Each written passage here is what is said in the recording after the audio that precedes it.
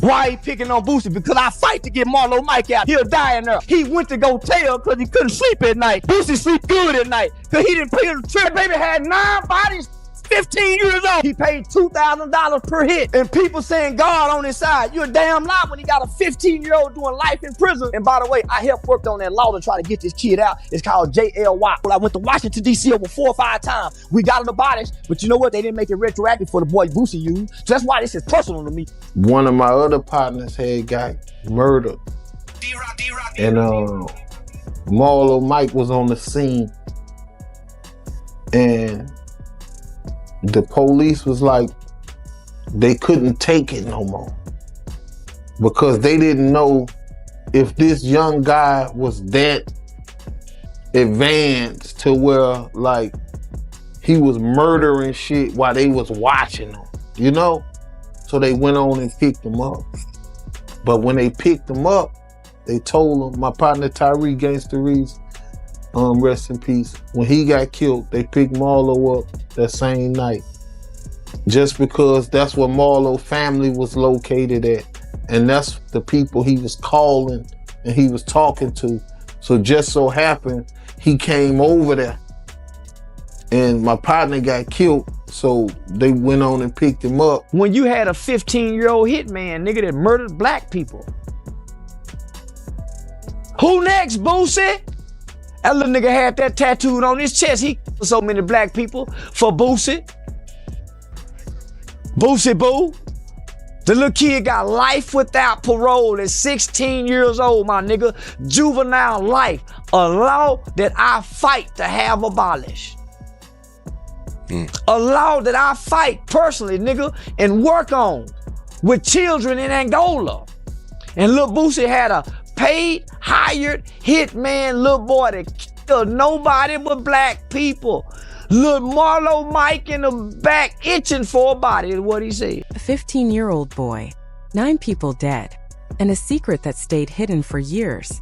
Take a moment to think about that. Before he was old enough to get a driver's license, before he could vote, before he even finished high school, this teenager was accused of being involved in 9 separate killings in Baton Rouge, Louisiana. He was not a powerful crime boss or a longtime gang leader. He was a kid barely old enough to shave, moving in a world built for adults. What makes the story even more unsettling is what happened next. While this teenager eventually received a life sentence in prison, a rising rap artist connected to the same circle faced trial and was later found not guilty. One life ended behind bars.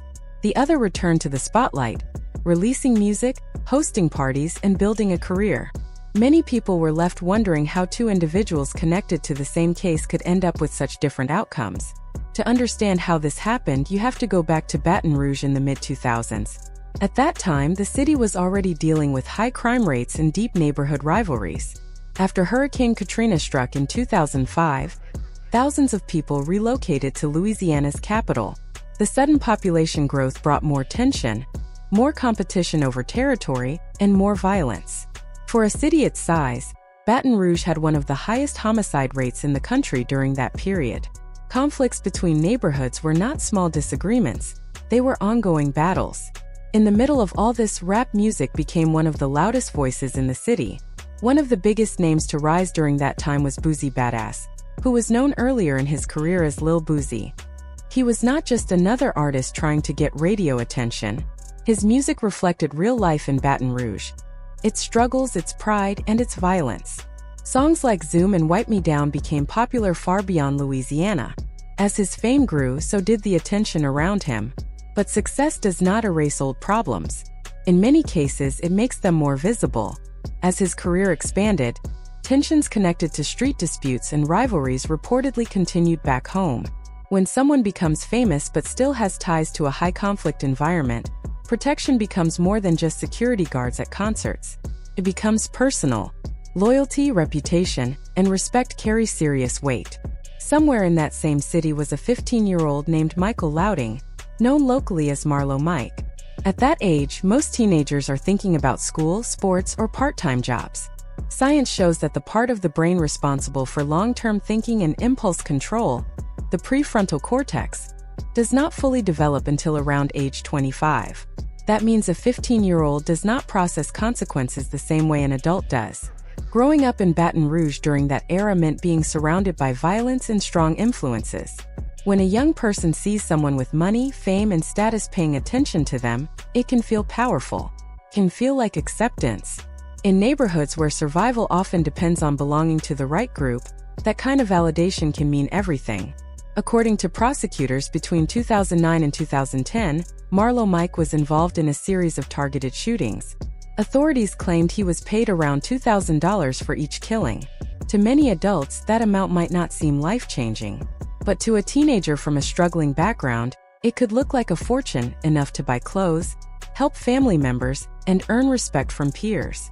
Investigators tied him to 9 killings before he turned 16 years old. The number shocked not only Baton Rouge but the entire country. Court testimony later described the incidents as organized and deliberate. Prosecutors argued that these were not random acts of anger, but planned attacks connected to ongoing disputes. One of the most widely discussed cases involved the killing of Terry Boyd in October 2009. As details became public, the investigation widened. Arrests were made. Charges were filed. Headlines spread across the nation. The image presented in court was of a teenager acting as an enforcer in a much larger conflict. Still, questions remained. Was he acting on his own? Was he trying to prove himself?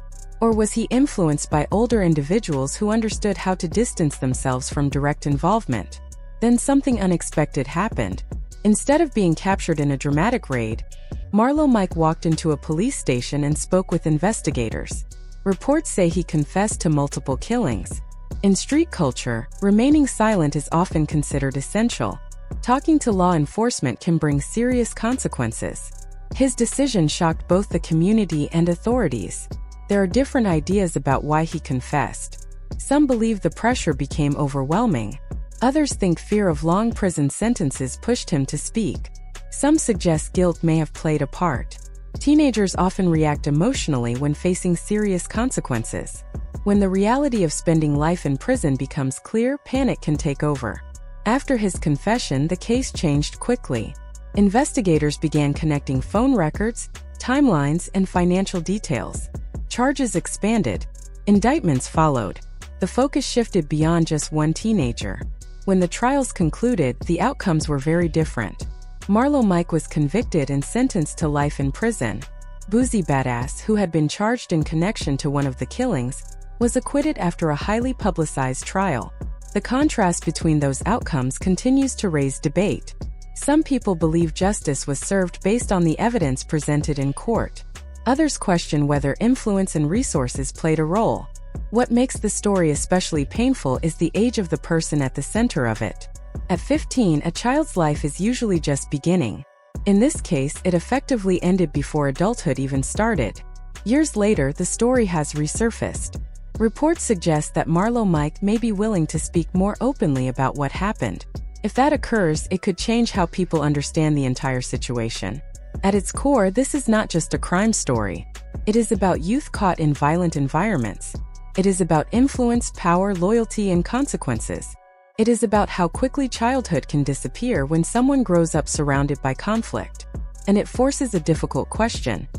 When a teenager commits adult crimes, how should society respond? There are no easy answers. But the impact of those 9 lives, and one young life spent behind bars, continues to echo long after the headlines faded. As the investigation moved forward, detectives stopped looking only at the teenager who admitted to the shootings. They began asking a larger and more uncomfortable question: who gained something from these crimes? If a 15-year-old carried out several targeted attacks, it raised the possibility that someone older may have had a reason to want those acts done. That line of thinking eventually led prosecutors to one of Louisiana's most well-known rap artists, Boosie Badass. While the teenager who confessed was facing the possibility of spending the rest of his life in prison, the rapper was preparing to defend himself in court. The difference in their futures could not have been more dramatic. When the indictments were announced, the mood in Baton Rouge changed immediately. This was no longer a local criminal case that would quietly move through the system. A nationally recognized performer was now involved. News crews parked outside the courthouse. Reporters filled the hallways. Blogs and television stations covered every update. What started as violence in the streets had become a public courtroom drama. Prosecutors charged the rapper in connection with multiple killings, including the 2009 death of Terry Boyd. They argued that he had arranged attacks while continuing to build his music career. According to the state's theory, he was living two lives at once, one as an entertainer in the spotlight and another tied to street conflicts back home. If convicted, he could have faced the death penalty. The stakes were as serious as they could be. The prosecution relied heavily on witness testimony and statements, including the confession given by the teenager Michael Louding, known as Marlo Mike. They tried to show a pattern of coordination and motive. Their position was that the young shooter was not acting independently. The defense pushed back hard. Attorneys questioned the reliability of witnesses and pointed out gaps in the timeline. They argued that there was no solid physical proof showing the rapper directly ordered any killing. There were no recorded phone calls giving instructions, no clear financial trail that proved payment beyond doubt. In criminal trials, uncertainty matters. If jurors are not convinced beyond a reasonable doubt, they must return a not guilty verdict. After weeks of testimony and intense media attention, the jury delivered its decision in 2012. Not guilty. The rapper walked out of court a free man.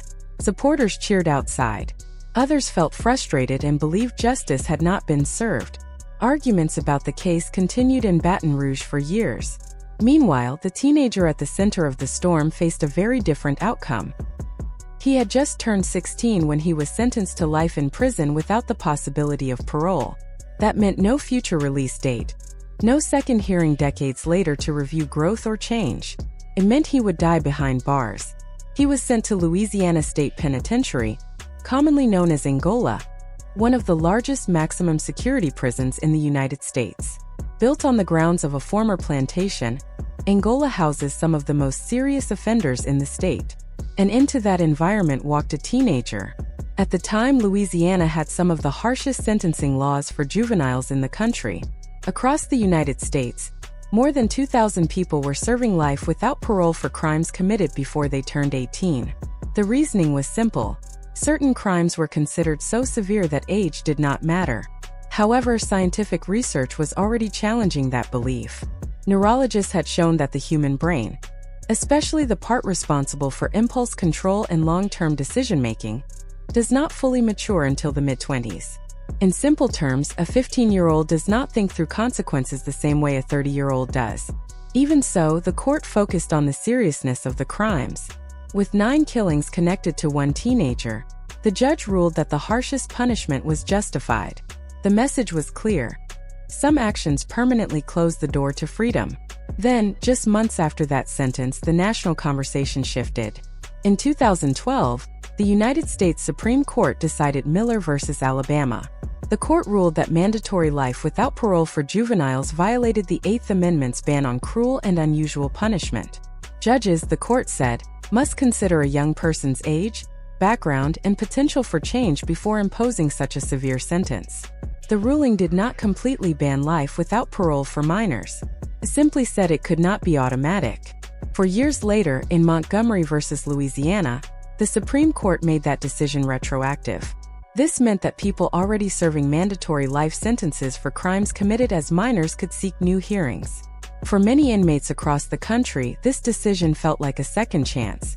But the process was complicated. Courts had to decide whether each sentence had truly been mandatory or whether judges had already used discretion.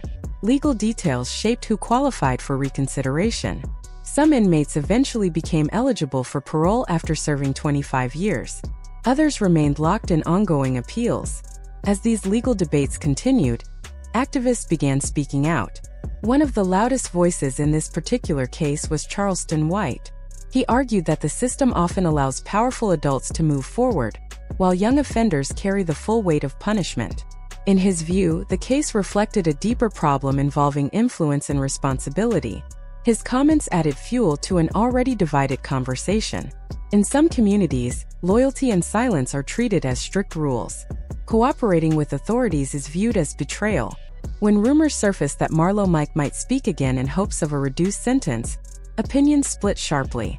Some saw it as disloyal, Others saw it as a desperate attempt by someone who entered prison as a child and has spent his entire youth behind bars. Stepping back, this story is about more than one rapper or one teenager. It highlights a pattern seen in many high-conflict environments: older figures with status and younger boys searching for identity. Influence does not always come through direct orders. Sometimes it comes through admiration and the desire to belong. Courts deal with evidence and legal standards. The public often focuses on moral questions. Should minors ever spend their entire lives in prison? Does influence lessen responsibility? Can someone who committed terrible acts at 15 truly change?